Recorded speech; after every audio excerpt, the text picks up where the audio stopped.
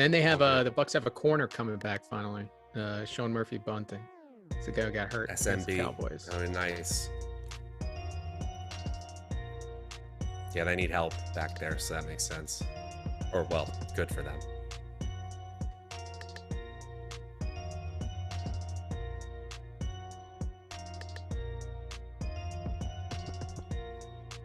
What up? This is the NFL Live Show. Pete McCarthy here for Awesemo as we get you ready for some Monday Night Football. Giants, Buccaneers, Tom Brady going against his arch rivals. So no Eli Manning to wreck the party for him. And, even if he makes up for a couple of Super Bowls, I don't think anyone's really going to remember it, say, 5 years from now. But here we go. Pete McCarthy, Matt Savoca on this Monday night. How we doing today, Matt?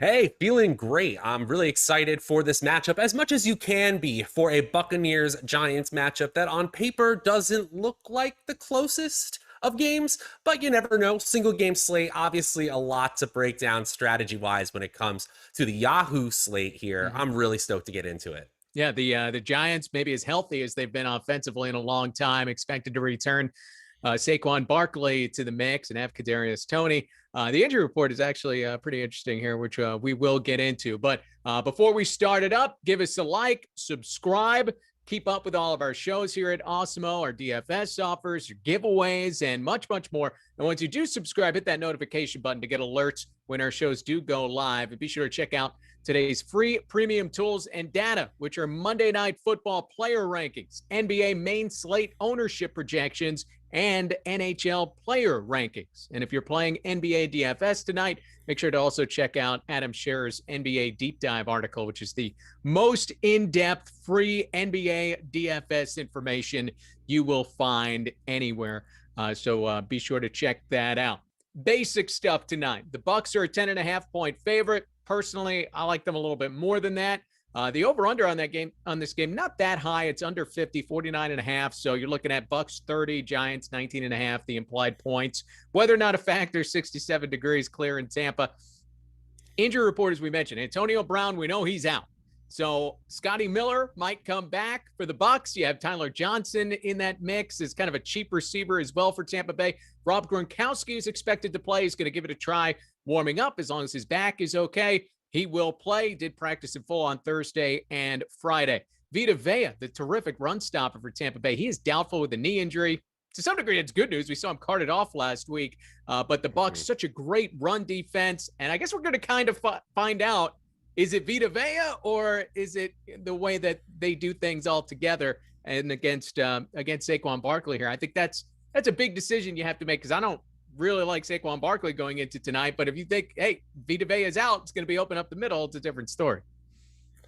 That's a clever way to look at it. I actually don't hate playing it that way because Saquon Barkley on paper does not look like a strong option. Obviously, he has the talent and the ability on a per touch basis to always break one open here. And that can happen on any play in any game. But Tampa Bay has been excellent against the run, as you alluded to, all season long. Second in the NFL in yards per carry allowed. That's tougher for opposing defenses. It seems like them and the New Orleans Saints are always 1-2 in that metric. And then it's everybody else. But they've been no slouch, even with the injuries in their secondary. 8th in the NFL in yards allowed per pass attempt. And while they're only about 20th in points allowed per play, really towards the middle of the pack, that's mostly due to the fact that their offense, last week notwithstanding, is usually just pouring it on. And so other teams in comeback mode sometimes score, but it's usually in futile effort. I don't really see a whole lot of scenarios where the running game is established for New York. That said, if anyone can do it, it's a player like Saquon Barkley at full strength. I'm excited to see him back. Yeah, oh, no doubt. I mean, he's one of those players that you love to watch. He has the ability to impact the game, not only on the ground, but through the air as well. We saw that big touchdown he had, I believe it was in Atlanta against the Falcons, as the Giants were trying to come back. Maybe it was in New Orleans, whatever it was. But he had a big pass play in one of those games as the Giants were able to come back. So We'll get further into Saquon Barkley, how much you trust him coming off not only the sprained knee, but also he had a bout with COVID. I don't know how much that factors into things at this point. We've seen so many players come back.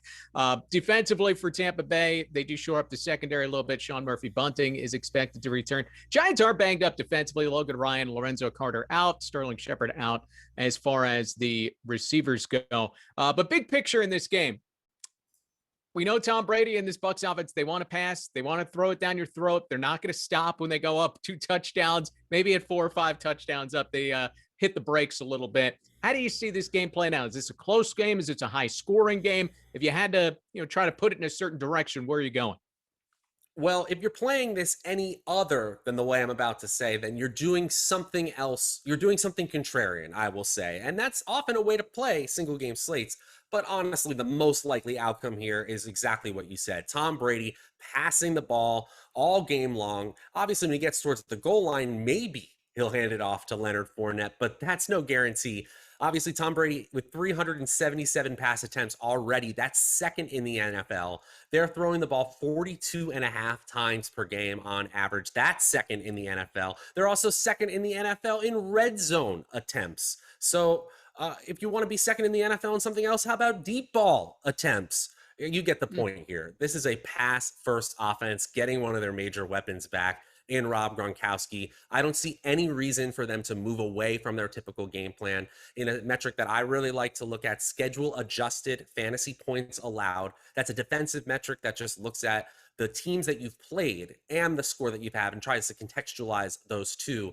The Giants are well below average in schedule adjusted fantasy points allowed, dealing with injury. The most likely outcome here is Tom Brady and the Tampa Bay offense passing the ball all night long. Yeah, it's interesting. The Giants defense is pretty middle of the road, and they are a little banged up, as I alluded to.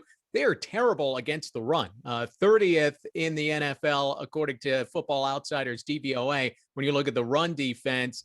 But Tampa's not exactly the team that's going to be looking to take advantage of that, though maybe accidentally Leonard Fournette could bust out some big plays. We'll go position by position, start with the quarterbacks in a moment. But first, let's tell you about a big special we've got going on at Awesemo for Black Friday. You need to get in on this. Our NFL Express Weekly Pass. It's the best way to introduce yourself to NFL DFS. And if you've been on the fence, I like what these guys have to say, but I don't really want to give any money away or buy or get on that side of things. It's $1. You want to get an idea of the information, all the ownership projections that you can get your hands on. $1 for this week. All you have to do is use promo code STUFFING, the GOAT of Thanksgiving food. Again, STUFFING is that promo code. This will give you player rankings, ownership rankings, everything we have to offer for NFL showdown and single game contests. And that's big because we got 3 games on Thanksgiving. So if you sign up today, you get tonight, you get the 3 showdowns on Thanksgiving, you get Sunday Night Football and Monday Night Football next week. We're talking about 6 games, 6 slates that you can play with this information for $1. Also included is access to our premium tools and data for in-season fantasy football and tiers contests on DraftKings. Again, promo code STUFFING to access our most expansive NFL Express Pass ever for only $1 for your first week. What's your favorite thing to put in stuffing? What do you like to mix in there? Ooh, okay. Because you can't just have basic stuffing anymore. You got to step it up, right? How about bacon bits? You got bacon bits in your stuffing? Ooh. You ever done that? That's really, really solid. That sounds money. Sausage in stuffing, a winner as well. Sure. For sure. Definitely go with that. I don't know. Matt Gajeski would probably say tuna. I wouldn't. Tuna would be his choice. I don't either. Remember, you can activate the coupon by clicking the link in the description of the video below. This offer is valid through Friday, November 26th. Again, $1. If you've been on the fence, you don't know whether you want to do it, give it a shot. Take a look at what you see. Maybe you like it, maybe you don't, but stop guessing, start winning. Join Awesemo Plus today. $1, pretty risk-free, promo code STUFFING. All right, so let's get back to it. Quarterbacks, Tom Brady, $37. It's really the only thing that's holding you up at all. You look at Awesemo's tools here, that the chances of Tom Brady being the highest scoring player on Yahoo, which is really all you have to look at on Yahoo because the salary doesn't matter a whole lot. Once he's in the lineup, he's in the lineup.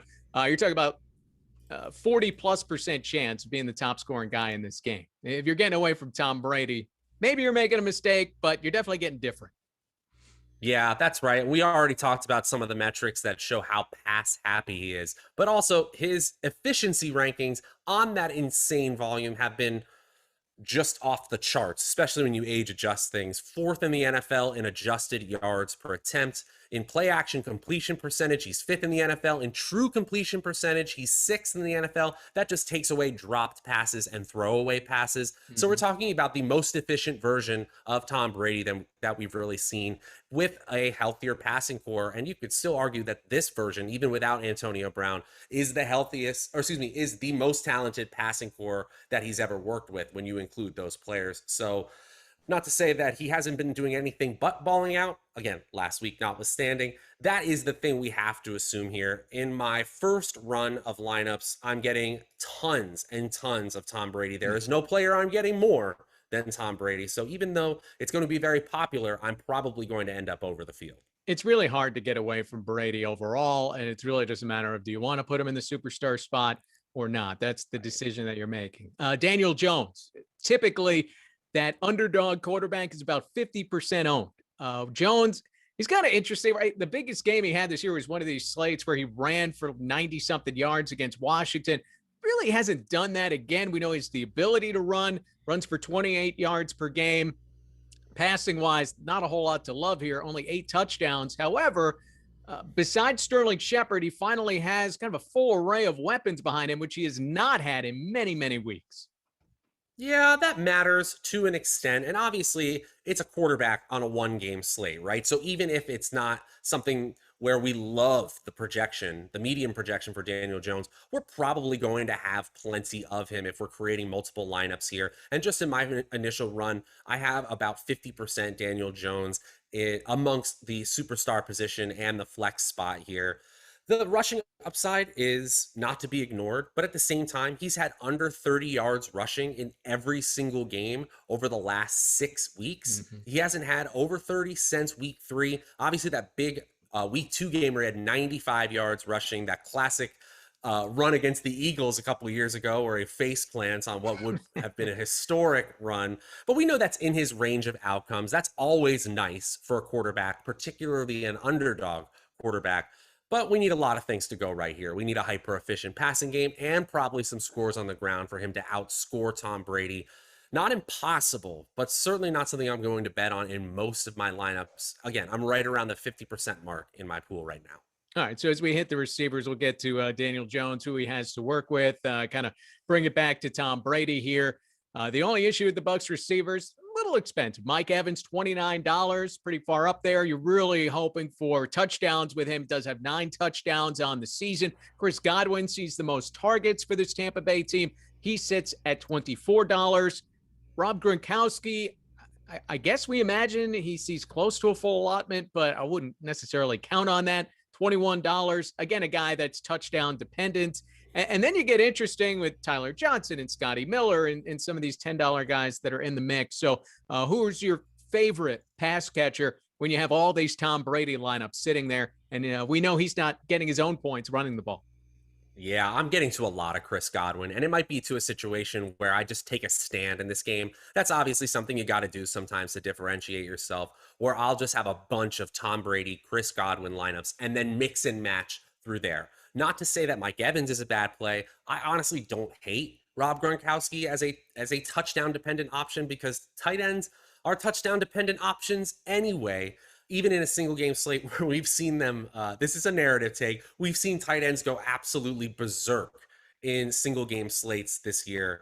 Maybe it stays that way with Rob Gronkowski. I'm certainly not staying away from him. In fact, I have over 30% between the superstar spot and the utility spot for Rob Gronkowski and Mike Evans. So I'm finding ways to mix them in. It's just that I have Godwin at almost double that right now. I think Godwin showed no signs essentially of being hampered by the injury that almost held him out of week 10. He ran 31 routes, played on 95.7% of snaps, got 8 targets, caught 7 of them. So he was basically right at his typical usage. He's actually had 7 or 8 catches in 4 of his last 5 games. So there's a floor there and a ceiling for Godwin, especially against a secondary I'm not scared about. I'm going to have a lot of him tonight. Would you rank Godwin ahead of Evans, even though Evans is $5 more expensive if you take the money out of it even? I kind of would. I mean, we Yeah. know that Evans can get there on a small target share, but he had a 10 target game in week 7. The other 3 games over the last 4 weeks, besides that, 3 targets, 4 targets, and 4 targets. There is a floor for Mike Evans that is significantly lower than Godwin. Mm. We know what the ceilings are for both these players. 2 touchdowns, over 100 yards, absolutely in the range of outcomes for both players. But I think when you're talking about a slight salary difference and a usage difference in the lower salary player, that's when I might just take a stand. And I think this is a game where, look, you want to get Tom Brady in there is $37. Maybe you want to get Leonard Fournette in there, or you're trying to get Evans and Godwin in your lineup. This is a night where you might have to find some cost savings somewhere. What about when we get a little further down? Tyler Johnson, $10, has seen 11 targets over the last 2 weeks with Antonio Brown out. However, Scotty Miller is expected to be back.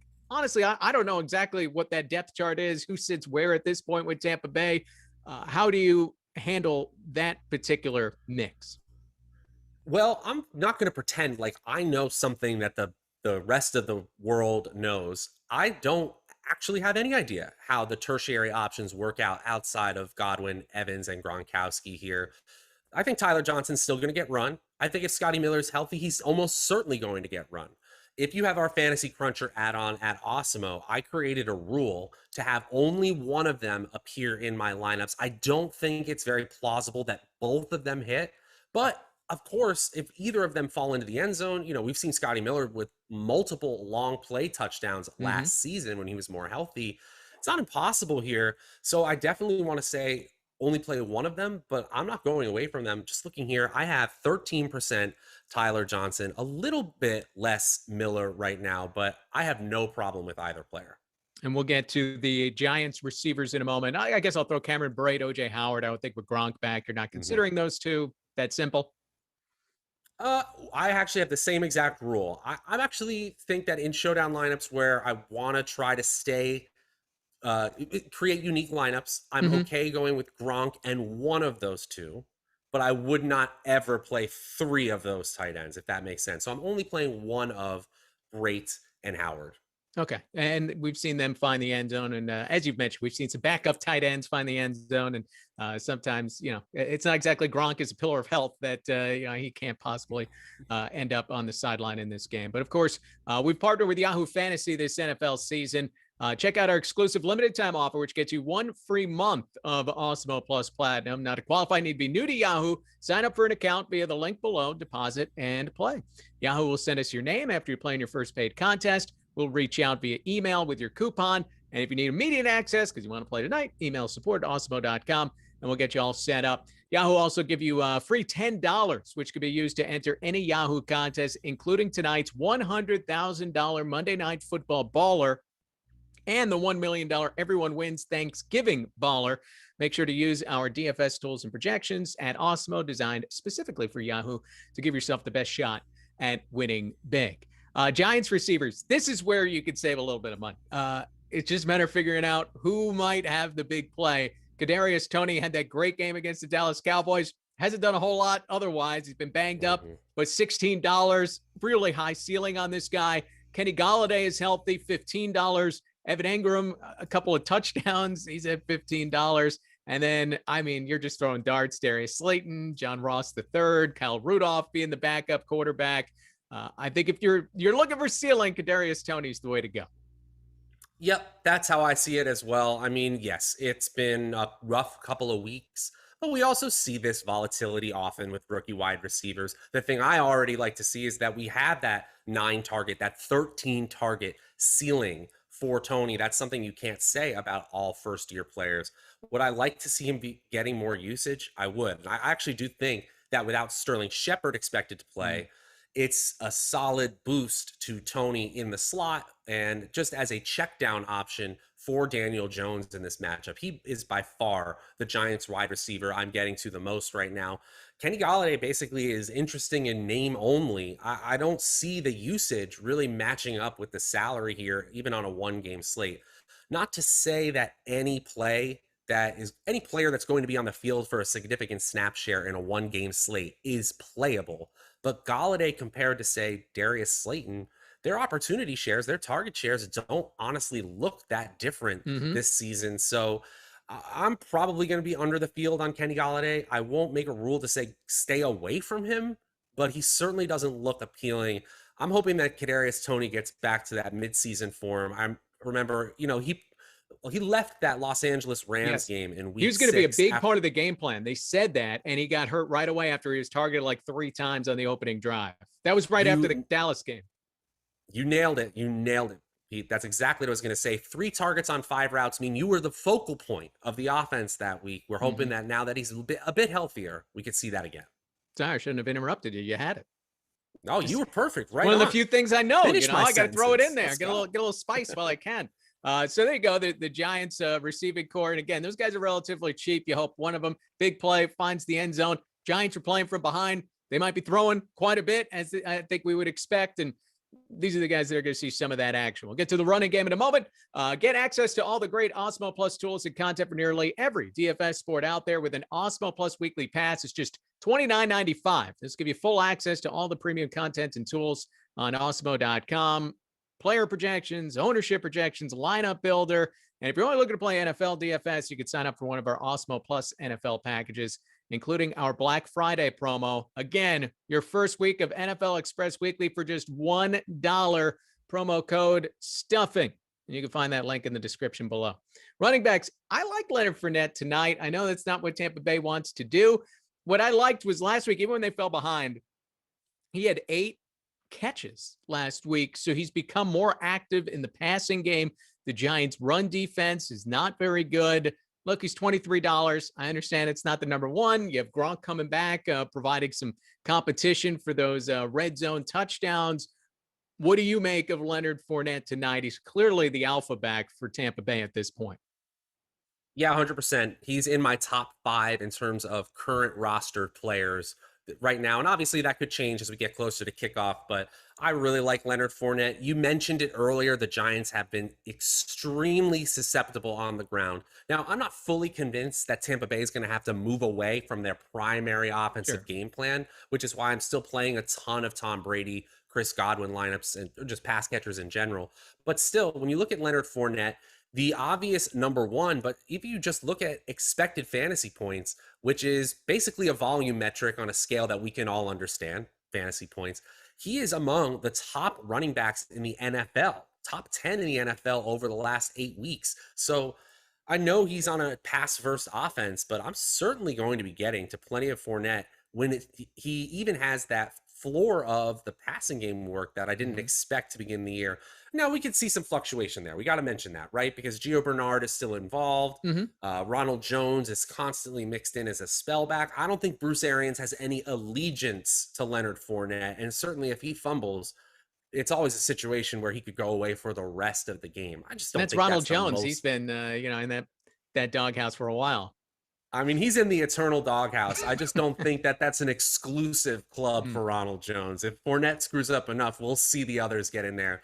And, especially if they're having offensive line troubles, we will actually see Gio Bernard play a little bit more often. I think he is their best pass blocker right now. Yes, and we've seen Bernard get some action, and not terribly active in the passing game, but he has scored 3 touchdowns over the course of this year. Gives us some salary relief at $13. As for the Giants, Saquon Barkley is cheaper than Leonard Fournette. I don't think we would have expected that, say, coming into the season. $20 on Barkley. Hasn't played in a while. The sprained ankle. He's come back from that. He saw it blow up like a balloon when he was hurt against Dallas. Vita Vea is doubtful in this game. Not expected to play. Maybe that opens up some opportunities in this running game for the Giants. What do you make of Barkley tonight? I would probably stay away, but I'm playing, 1 or 2 lineups. You're playing a heck of a lot more, so I'm sure you'll be sprinkling him in. I sure will be sprinkling him in, and I'm definitely going to be what I believe is going to be under the field. We don't have, I believe, single game ownership for Yahoo on our site, but you can use FanDuel's ownership, and we also have a top plays tool that helps really discern the value here. And we are seeing Saquon Barkley not look spectacular, but look usable here. And I'm just looking at a player who still, when healthy, his evaded tackles per touch, That's at a 41.6% clip. That's sixth best in the NFL. So even though he hasn't had so many touches on a per touch basis, he's basically the same guy we've always thought he was. His breakaway run rate, his ability to turn any touch into a 10-yard run or more at 5.6%, that's 17th in the NFL. And then you're talking about a player who's over a 10% target share, and you know what he can do once he gets the ball in his hands. He is far from a stay away option, but he's held back by his offense. He's held back by the fact that the Tampa Bay defensive line, Vea or not, is one of the strongest in the league. It's not, him crushing is not the most likely outcome here, but I have to have enough lineups because it's certainly possible. Look at the Giants are playing, let's say the Saints, right? We talked about how good that run defense is. I feel more comfortable with that because I'm not expecting the Saints to go out and score 22 points these days, right? But Vegas is looking at Tampa Bay putting up 31 points, and you can see 21 of them on the board in the first half. In the game script, I think makes it a little tougher with Barkley. I agree. One of the key strategy points, though, is often the lineups that win are lineups that go for a game scenario that was outside of the most likely to occur. So certainly Giants controlling start to finish, Saquon having a huge game is a very alternative outcome for this game. Well, the Giants have done it to Brady before. So, if you play on Fantasy Cruncher, you can hit the slider and, put Giants, was it 17-14 the first time around? So you can, do whatever you want there. Defense is here. Look, if you hate this Giants offense, you think the Bucs are going to figure it all out defensively. They're $18. Giants are $12 if you want to play that scenario, and they're sacking Tom Brady left and right, and Michael Strahan's coming back. But, what do you make of the defenses here? Yeah, I've got some Buccaneers defense. And honestly, I have Buccaneers defense pretty high up there, right in my top 10 list among most rostered players. I think this is obviously something that could occur. I saw someone in the chat say, please don't make a defense at superstar being in the winning lineup again. Oh, so we know it's possible. I didn't know it was possible, to be honest. Yeah. I mean, you just need a shutout and a touchdown, and then you can get up there on Yahoo. Well, that's a good strategy point too, because, obviously the players with higher projections and ceilings don't get there in those situations. Defensive touchdowns are very random, but Daniel Jones has been turnover prone enough where I'm going to have over 20%. A fifth of my lineups will have the Bucs. See if that'll hit for the Bucs. Superstar spot. I mean, if you're not going Tom Brady, who's your number one option in this game? I think the tool points to Daniel Jones, but do you mix that up a little bit? Didn't seem like you were too hot to trot on Daniel Jones having a big night tonight. Yeah, he's still in there. Like, I definitely have a good amount of Daniel Jones. He's in the top 5 superstar plays for me if I just rank those. But I have a ton of Chris Godwin at superstar. Yeah. And that's really where I'm going. Again, it is a player I'm making a stand beyond Chris Godwin. The next two flex players I have, Saquon Barkley and Leonard Fournette. So obviously those are players who can rack up huge games or huge touch shares other than the quarterbacks who are always viable at the superstar position. Well, we appreciate you guys getting involved in the chat. Make sure, like, subscribe, come back every Monday night. We're breaking down Monday Night Football right here, 3 o'clock Eastern time on the Awesemo DFS channel. Still a lot of content to come. We got some basketball shows. NBA Deeper Dive pre-show starts at 4:15 Eastern time, and then back to the NFL Showdown live before lock at 7:15 Eastern time.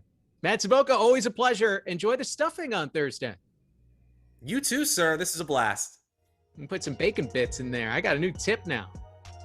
Some chorizo. I like that call in the chat too. Yeah, let's get some chorizo. That's even better than sausage. Let's get it. Might be.